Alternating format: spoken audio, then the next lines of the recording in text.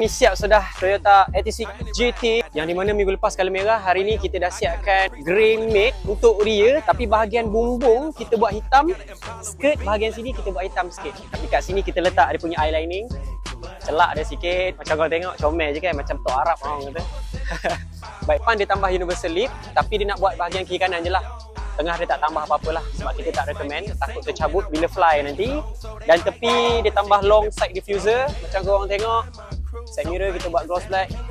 Dan belakang sekali dia tambah Modelista punya skirt sekali dengan wrap grey matte. Dia simple je, dia create simple je. Owner suka simple, clean, tapi tak apalah, tak ada masalah apa. Baik, anything korang kalau nak wrap kereta, nak buat performance, exhaust tuning dan segala mak nenek lagi nak custom diffuser, korang boleh cari aku. Description, nombor phone aku semua dekat bawah. Kedai aku di Bandar Sunway, aku Ideally. Ciao.